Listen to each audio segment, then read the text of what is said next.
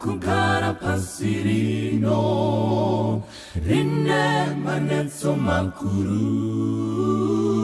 ndinoshua mosha wekudenga mosha wakanakisa daneta kugara pasi rino rine manetso makuru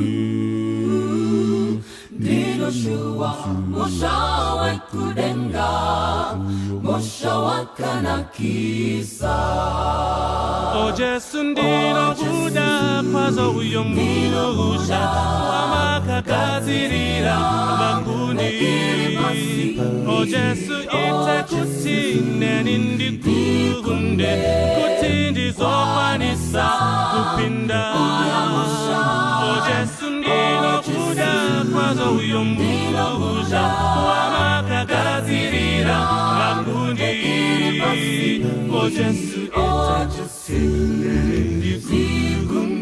kutindi zokwanisa kupinda nichapiwa angu mapapiro ekuti nipururuke ndiende ndichazogara yo narini leva chane vose vario nichapiwa angu mapapiro ekuti nipururuke ndiende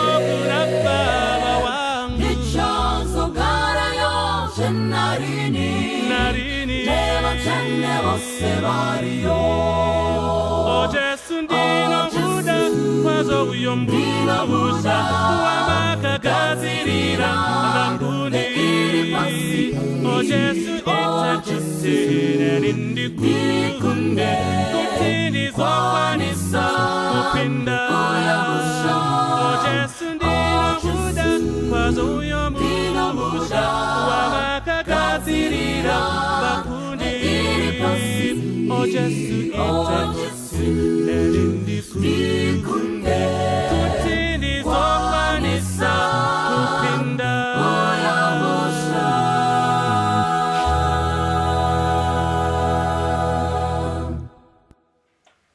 Kwaziva isangano dzina Mwari utano ita zvine utano pakudya idya zvine utano pakufunga funga zvine utano pakufamba famba zvine utano pakugugla gugla zvine utano. Mwari akuitirei zvakanaka mukati mechidzidzo chedu nhasi.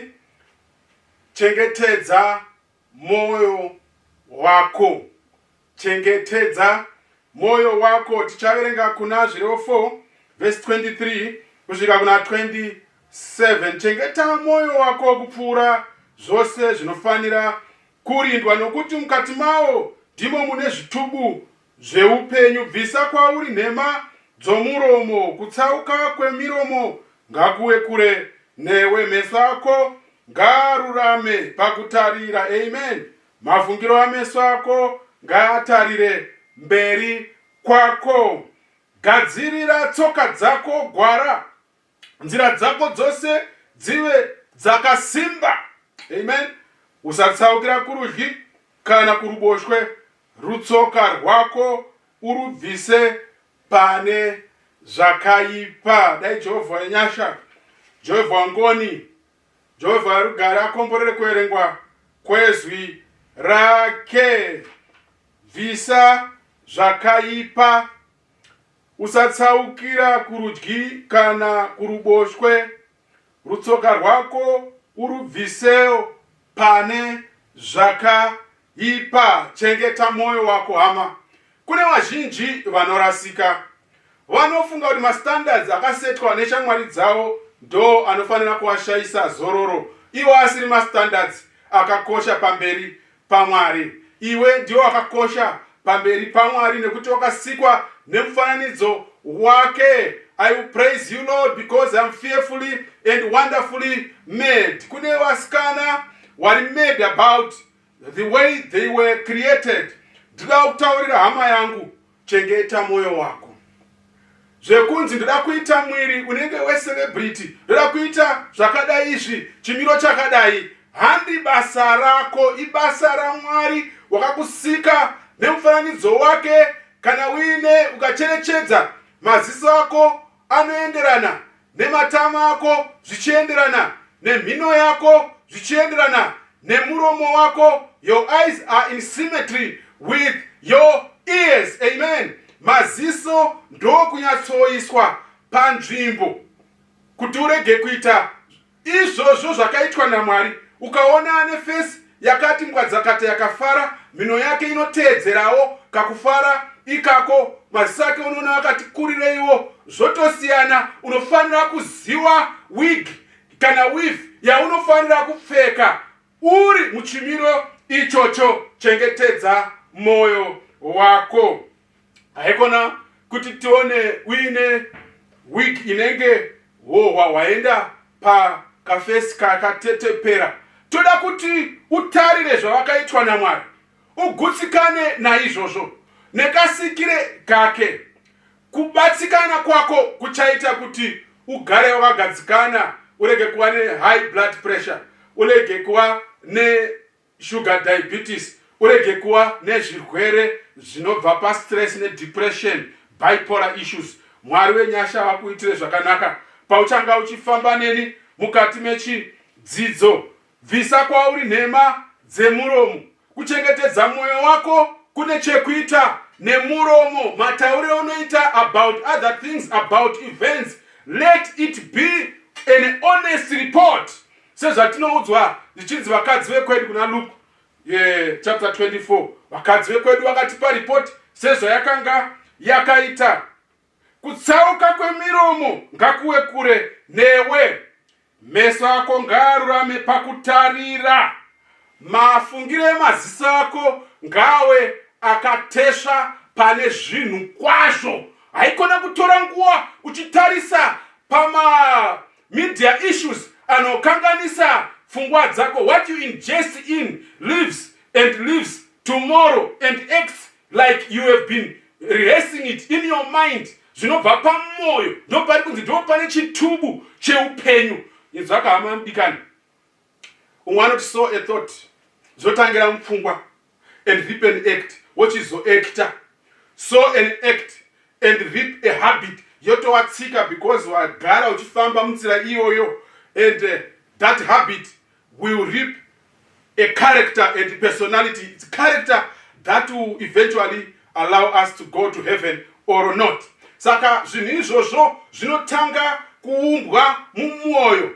Iye David ari pamusoro pemba yake, apo aifanira angaenda pamusoro pehondo achitungamirira hondo nana Joab vachirwa, akasara akakwira pamusoro pemba. Zvakatanga nemaziso ake, akamunyengera, akaona munhu asina kupfeka, moyo make zvikapinda, akatadza kuchengetedza moyo wake. He failed to guard his heart against evil issues, evil suggestions by the devil. Zvikanzi akazuma maziso ake zvichibva pamoyo, wozuma kuna Bathsheba mukadzi wemuuto. Instead yekuti nguva iyoyo waifanira kuzuma pane the opponent, akwanise kunangana nayo achikomanda the Israelite army.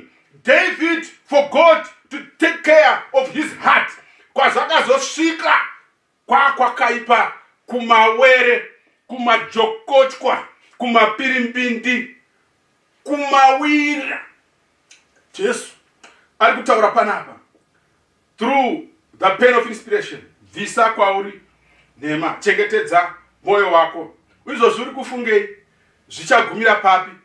Izvozvo zvatanga zvasuggestwa nei pawaenda painternet uchida kugoogla kutsvaka a lesson yoda kupresenta kana kudefine zvimwe zvinhu. Handiti pabva pakuitika ka pop up kari kuratidza kuti zvinogona kuzviwana izvi, isina kupfeka zvakanaka, unogona kuenda deeper uchiona zvisina kuti.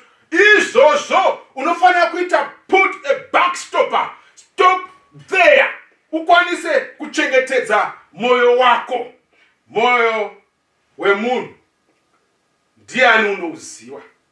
Umwe akaimba akati, moyo wangu ndiyo mhandu, ini ndinoda kuita zvakanaka, asi moyo wangu ndiyo mhandu. Munogona kunga makagara ipapo pamabhenji muine ukama kubatanidzwa namabhenji, musisina ukama hunobva pamwoyo, mungadai muri pagrupu rimwe chete reWhatsApp, mwane ukama chete hweinternet, hweWhatsApp, ukama hwemedia, pasisina chaiwo ukama hunobva pamwoyo. Hama dzeropa, wana vanyamunhu mumwe chete, vakakura vachidya mundiro imwe chete, havachakwazisani, mwoyo wako wakakunyengera. Chengetedza mwoyo wako kupfuura zviro zvese zvingarindwa, nokuti mukati mawo ndimo mune zvitubu zveupenyu. Muparidzi chapter 11 pavhesi ya 9 and 10.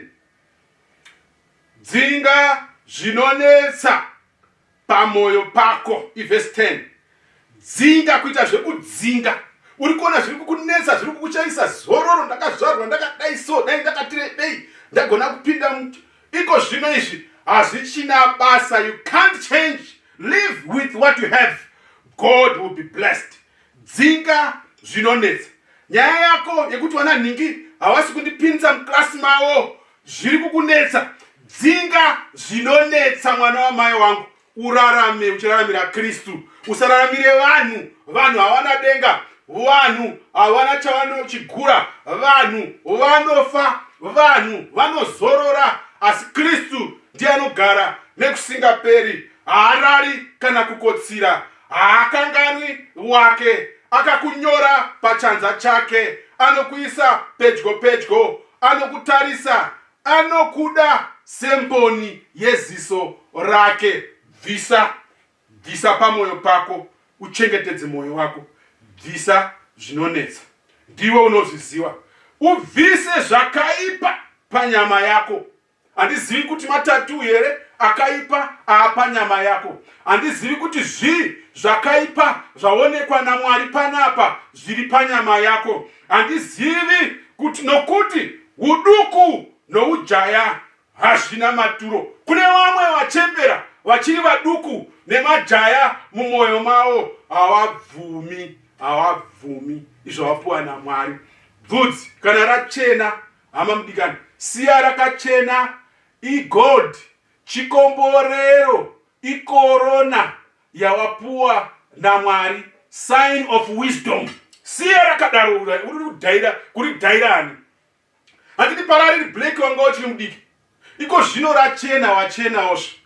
Wakura wakwegura bvuma. Dzinga zvinonetsa pamwoyo pako. Zviri kukunetsa kutoisa mari parutivi yekutenga dye, kutoisa mari parutivi yekutenga bleach material, kutoisa mari parutivi kutotenga zvinhu zveku make up. Izvozvo naMwari taakurasika. Kunyange tingapenda nzwara tikaita sei, tikazvijustify nenzira ipi. Motatiko Esther paakaenda paya pamberi pamambo anga asina izvozvo zvaEsther ndizvo zvako here? There is no principle about Esther here. Iwewe be modest. Dzinga zvakaipa panyama yako. Pfeka zvinopa mbiri kuna Mwari. Chese chaunoita, ita kuti Mwari akudzwe, kwete kuti vanhu vakudzwe. Iye angadai ari murume wako, ari kuti pfeka izvozvo. Ona kuti zvinokudza Mwari here, kunze kwekuti zviri kupfekwa muyadhi mako chete. Wanamai, ndiri kutaura nemi pano. Usabude wakapfeka night gown kuenda kunotenga zvinhu kutakshop. Dzinga ubvise zvakaipa panyama yako, zvinokonzeresa wana vevanhu. Mwari wakuitirei zvakanaka. Muparidzi 11 iri kudaro. Iwe ndio unoziva zvinonetsa, zvinokupa stress. Muri kuona zviri right? Itai kuti zviri right. Dai ndawana chakati ndatengerwa. Izvozvo zvada kutengerwa hazvipo. Kodhe timadi kuti hatina nguva ino. Gutsikana nezvauri panguva ino ukataura kuti zvakanaka, pfungwa dzako dzinokurapa. Uzotona. Zvakafanana nekuti muriwo hauna madomasi ende hamuna mari yekutenga madomasi. Nhasi ndo zviripo. Ukagutsikana kuti muriwo uri kunaka zvikuru, pfungwa dzako dzinorapika. Wototsenga muriwo usina madomasi, muchidya zuva iroro rapfuura. Chengetedza mwoyo wako. Don't compete against people whom you don't know where they are going and where they are coming from. spirit of competition, mweya wakaipa. Shoko rotaura kuna 1 Timothy chapter 6 pavhesi ya8 ichidzika, zvino kuna matamwari nekutenda pazvese zvatinazvo ndizvo zvinopfumisa kwazvo. Warapa moyo wako heart therapy. Kuna matamwari nekutenda pazvese zvatinazvo. Zvobva zvanzi kana tine zvekudya, tarisa wona ndipo pane chakakosha, wadya here, nezvekupfeka wapfeka here. Chibuda utende Mwari, ufambe mapfudzi akasimuka uchitenda Mwari. Tiri wana wamambo, tinoimba parwendo. Izvozvo march forward march mubasa raMwari, mumunda waMwari. Tirimo a contented army, an army that is not disgruntled, an army that is happy to be married to Christ. Toita Mandara Sangano raMwari, the church militant. Amen. Mwari wedu wakatinakira. Zvikanzi na 2 Corinthians, Wakorinde wechipiri chitsauko 8, chitsauko 12 vesi ya 8 kusvika pana 9. Chengetedza moyo wako. Bvisa a spirit of competition. Bvisa kusagutsikana. Bvisa kushusha mudiwa wako nezvimwe zvinhu zvamusingasvikiri. Mukada kukompita nevamwe, kune vamwe vane maresources amusingazombofima kamecha, because they are well up, well to do. They are encompassed with a lot of blessers wakawanda. Vamwe vari mhuri mavo, vamwe wana sekuru wavo, vamwe wazukuru, vamwe warora, vamwe wakwasha. Iwewe ndiwe utori mkuru wacho. Iwe utori firstborn. Obva ndiwe ruchengeta hama dzese. Obva warora kunenge kusina zvekuti mungabatsirikana. Iwewe wacho ndiwe wauda kukompita nevanhu pakutengwa kwema-iPhone, pakutengwa kwemidziyo yemumba, pakudidini nepakudidini. Vamwe vanoita zvekukompita kuita zvechikoro. Zvinodhura zvikakupedzerai mari. Imbofamba uti de pastage inoi, woti de pane imwe stage. Kana wambomira ipapo, unogona kumbomira muri panzvimbo ipapo muchimirira nguva yaMwari. Mwari wenyasha watiitire zvakanaka. It took 46 years to build the temple of Jerusalem, but it got finished. Iwe uda wabva wati nhasi, here and now, wabva wapedza chikoro, wabva watenga mota inohlisa inoshamisira, wabva watotenga iPhone inohlisa, iPhone 12 Pro Max, wabva wapfuurira, woda ayewa isakatanga tichifamba nedzaAdhamu ndokuzotenga bhasikoro. Inzwa mastage yacho, vanhu vachiti watenga njinga chaukura, tichifamba ndichishovha bhasikoro zveshuwa, tichienda tichipfuura wetsoka. Chatasingaitwi chete kumiswa nevanhu vaida kuenda kutauni, but taitoenda kubva kuruwa nemabhasikoro tichikrosa takadai chienda Epworth. Izvozvo yanga iri nguva yacho. Kuzobvapo 1999 kwakuzotengawo inonzi Mazda 323, Mazda 223. Yanga iri nguva yacho. Tobva ipapo ndokuzotenga station wagon 504, shumba yekuFrance. Tichisimuka wanditora, wandiisa apa, wandibvisa ipapo, wandiisa apa, wombondisiya ndiri papo, ndimbori ipapo, ndakatora nguva ndiri pa 544, tikaenda kusolusi, tikadzoka tinayo, taitangura mastudents. Shumba yaFrance yenoziva nhamo dzekuAfrica yanga isingafi, masirivhayo. Kubva ipapo, wandibvisa ipapo, wandiisa apo pa Nissan Pulsar CJ4, wandibvisa ipapo, wandiisa apo pa Nissan Liberty. Imota dzose idzodzo one at a time, ndakanga tine 4 models at one time. Ari Mwari yoda kubva wangoti nhasi ndine rori Kenta Mitsubishi ichitakura macheze, basa raMwari ichiita izvozvo zvine mastage azvo. Usakwikwidzane nevanhu wausingazivi kuti watangira papi, wapapi muupenyu, vari kuenda kupi, zvabva kupi. Zvimwewo zvinouya nenzira dzisina kujairika dzausingatenderwi naMwari kupinda mazviri. Chengetedza moyo wako hama yangu. Ungatadza kupinda denga nezvinhu izvi. Kristu unouya nekukasika kana kuti kufa kwako kunotanga, iwe wanga uri mumakwikwi nevanhu vausingazivi kwavanobva, pavari nekwavanoenda, nezvinangwa zverwendo rwawo. Ndofunga kuti pari kunzwikwa ipapo. Chapter 12 of 2 Corinthians verse 8, 9 and 10. Pamusoro pechinhu ichi ndakakumbira Ishe zvikuru katatu kuti chibve kwandiri. Iye akati kwandiri, nyasha dzangu dzinokuringana, nokuti simba rangu rinozadziswa pautera hwako. Naizvozvo zviri nani kuti ndizvirumbidze nomufaro mukuru neutera hwangu, kuti simba raKristu rigare pamusoro pangu. Amen. Naizvozvo ndinofara neutera, nokuzvidzwa, nokushayiwa, nokutambudzika, nenhamo, nokuda kwaKristu, nokuti kana ndine utera, ipapo ndine simba. Amen. Mwari wedenga ngaakombore kuverengwa kwezvi. Ndinofara neutera, ndinofara nekuzvidzwa, ndinofara nekushayiwa, ndinofara nekutambudzika, ndinofara nenhamo. Ane nhamo anoroora musikana asingazivi nhamo, ane nhamo anoroorwa nemurume asingazivi nhamo, akangokura akakushinwa ari musaladi.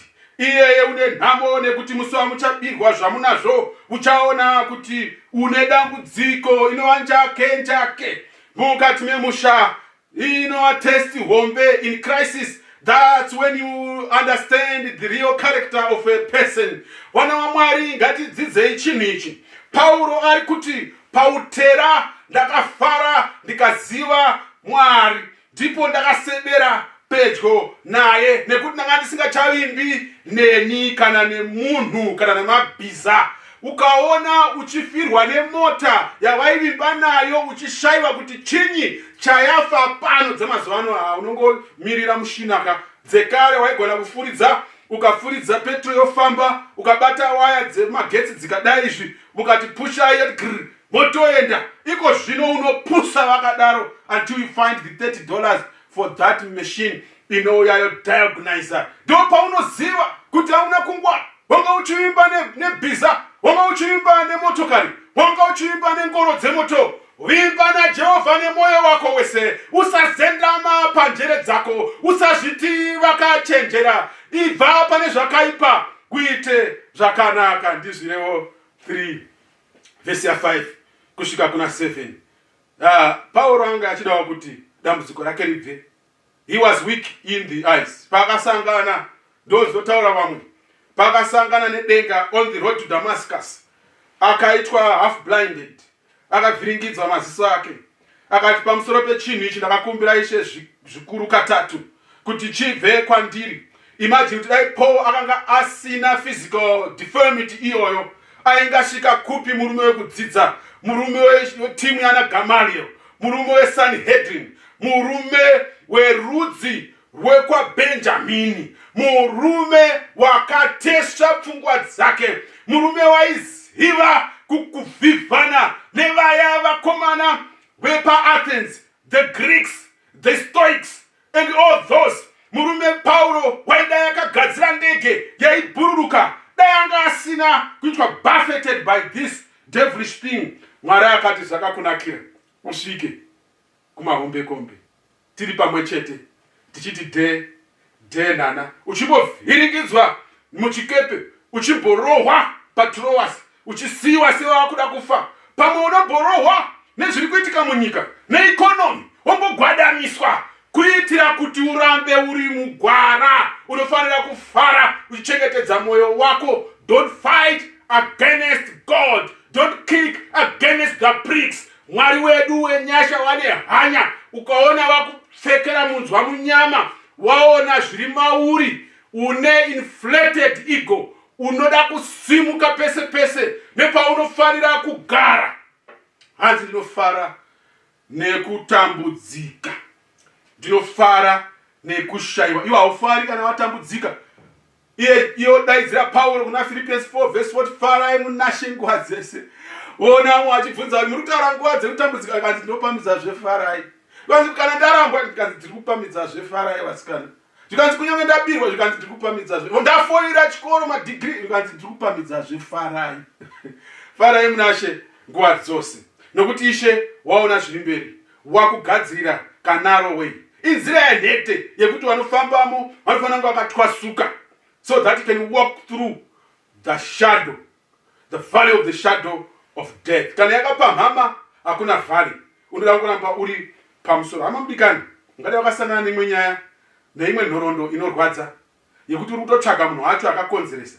Haisiri basa rako. Josefa haana kutombonotsvaka vaya vakagara dare rake rekuti makandiendesa mujeri sei musina kuwana evidence yakakwana kwa Potifa.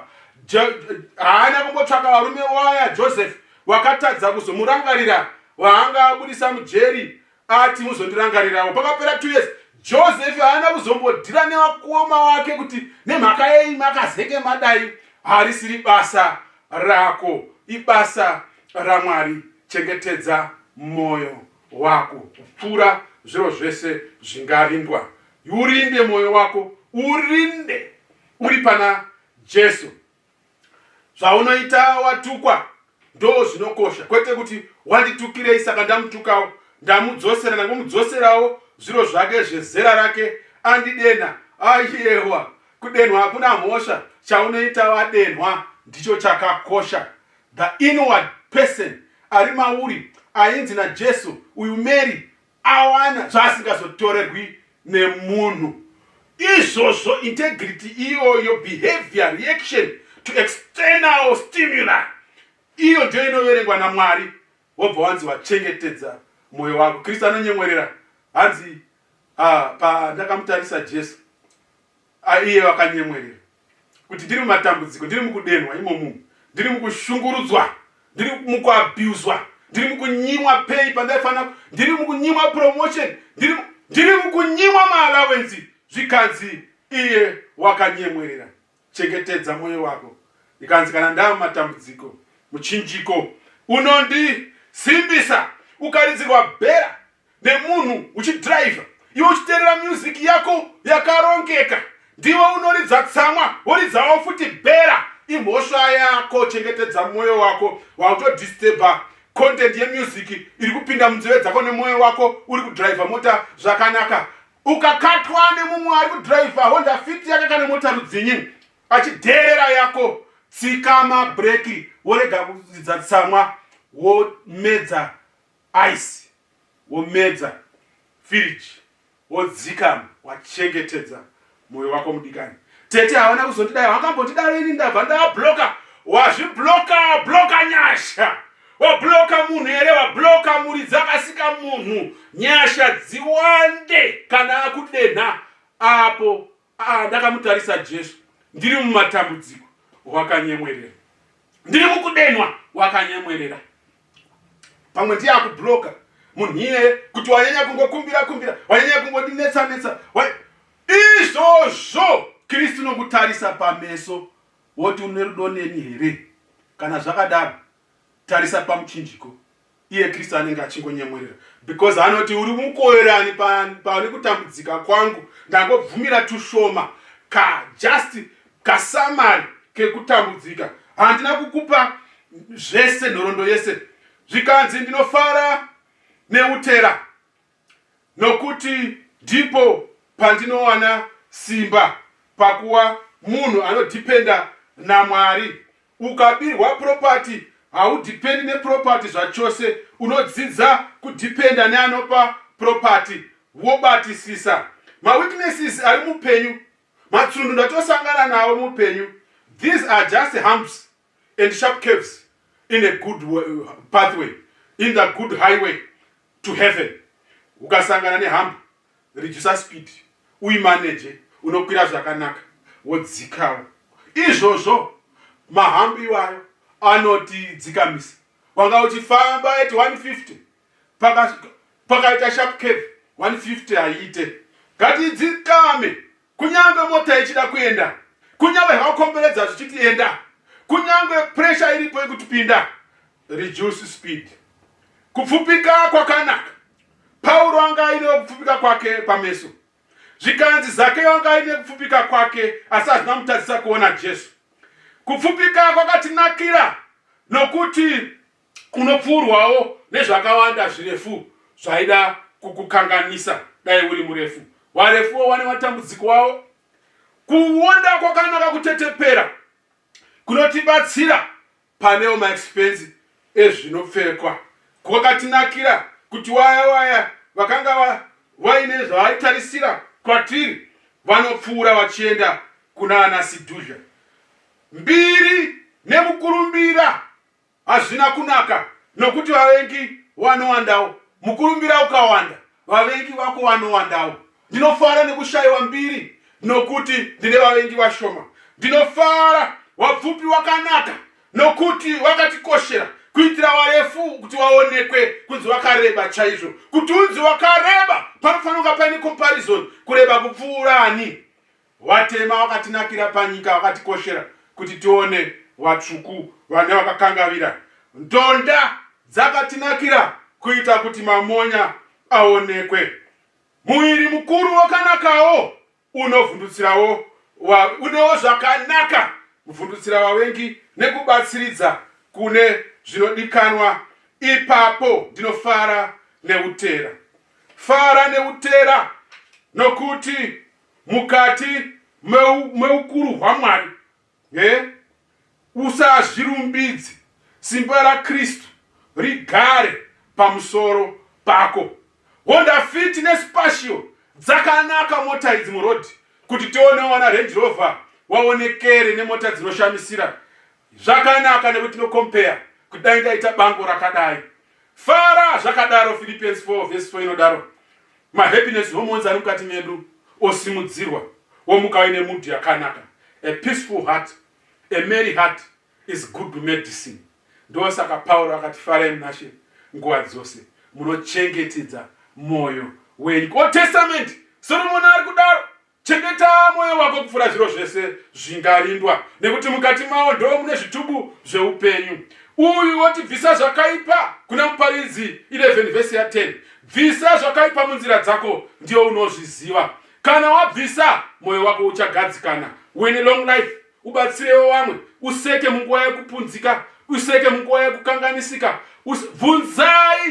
Bvunzai King David kuti aingazomuka here auraya, aingazomuka here aita upombwe hune evidence, aizopamuka here mavhidhiyo achibuda aine mudzimai wemunhu. Anodaidzira ati sikai kani Mwari moyo mutsva mukati mangu. Mwari isai zvakanaka patsva, re-engineer and reconsider, restart the formula, reorient me, oh Lord. Ndo munamato wemunhu anoda kugara nemoyo wakachena. Zvimwe zvirwere zvatinozvitapukira nazvo Mwari vanorwadziwa kuti vanga vazotatapurana nechirwere chakadai ichi sei. Inyaya yekuti haugadzikani. COVID yati garai kumba. Zvabatsirawo kuti wo wakanga usingakwanisi kumisidzana nevanhu vaikompita vachipfeka vachichinja kuseni, wochinja padivine service, wopinda zvene imwe dress masikati vachimira mberi kana mukwaya. Hamusati mazoona imi moyo wako wanga wakurwadziwa, wakuda kurwara nemacardiovascular diseases, zvirwere zvetsinga dzinobva kumoyo zvikanzi COVID lockdown, imbogara ikumba, zvibatsire imwe mweya yanga yoda kuputsika. Zvakabatsira. Ngati iko kufamba mberi muchechi, kungomira kuno kukanganisira. Vanhu vanokureva vakawanda, wozozvinzwa kumbogarawo pasi uti vamwe wari nani. Zvinobatsira unenge wachengetedza moyo wako.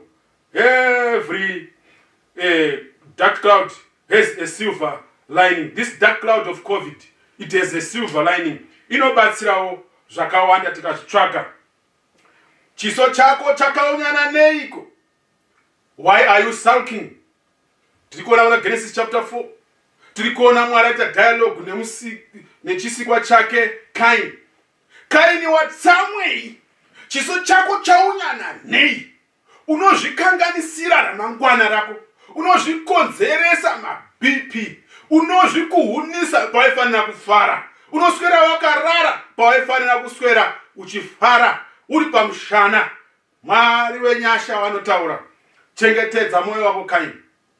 zvikanzi chitema chinenge chakakurindira padho, asi uchikunde. Even Kaini atadza, unopuwa protection. Zvikanzi anokanganisa Kaini, unofanira kuvhiringidzwa kanomwe, nokuti even watadza, chiso chako unokwanisa kuti chifare kana mwoyo wako wagadzikana.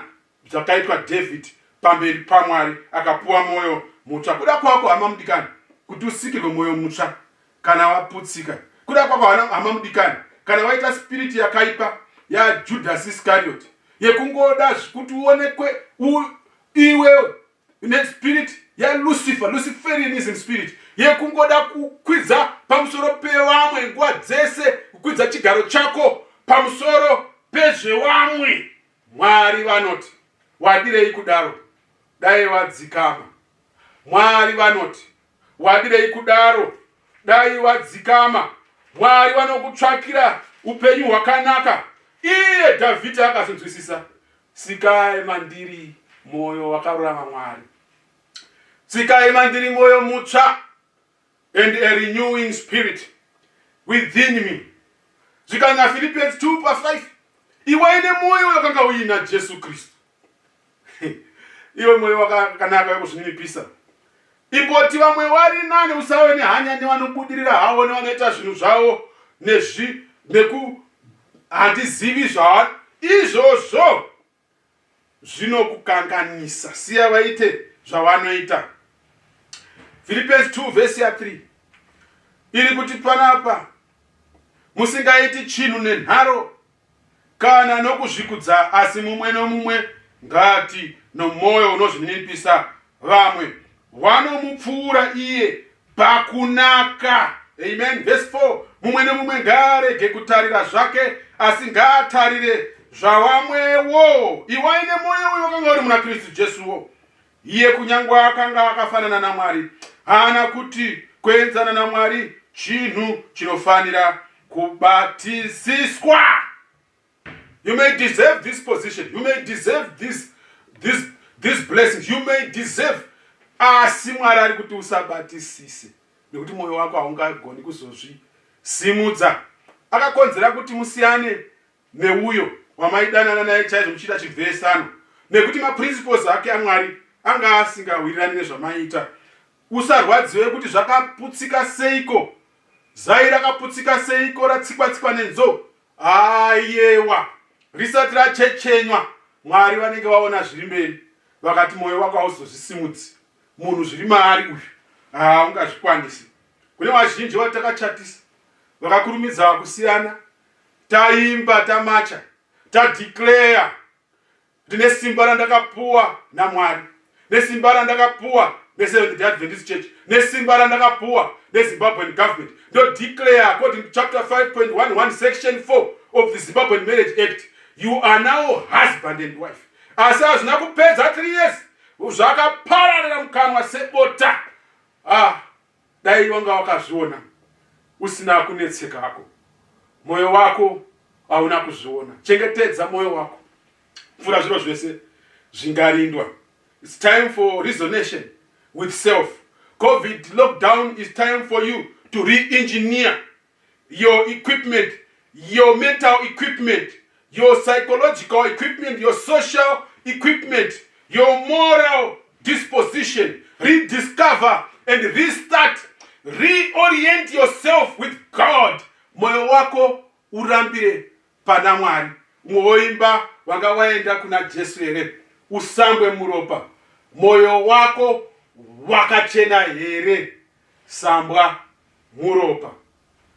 Zvakanaka hama yangu kuti uchengetedze mwoyo wako kupfura zviro zvese zvingarindwa. Ubvisewo zvinokunetsa, zvinokunamatira. Anodaro Paulo, ngatibvise zvese zvinongotinamatira kuna Hebrews 12. Tikwanise kumhanya tiri straight munhange mutange yatakasirwa naJesu pamberi apo. Tiwine. Mwari wenyasha, Mwari werugare, Mwari wengoni, Mwari werudo rwakadzama, anoda kuti tichengetedze mwoyo, tigoshanda naye, tifambe naye. Ngatinamatei. Baba wedu wekudenga, namuponesi Jesu Ishe naMwari mweya mutsvene wanowadzana nesu nedenga, batsirai mwoyo wangu, batsirai mwoyo wanzvadzi batsirai mwoyo wevanin'ina nevakoma vangu, batsirai mwoyo wevabereki vangu, batsirai mwoyo wevatendi wenyu. Warege kurasikirwa netariro, warege kurasikirwa nechitendero nekuda kwezvakatikomberedza zvazvino, zvakakwirira, zvakadzikira kana zvichauya. Muzita rake Ishe Jesu vanogara nekusingaperi. Amen. Ngandifane na Jesu, awe mponesi wangu, nizate nyine rudo, nifawise jiwa. Ngandifane sa Jesu, murendo rweri pasi, tiri murombo mweya, karaine nimponesi. Kana achinzwa shiri, zimwe zichiputika,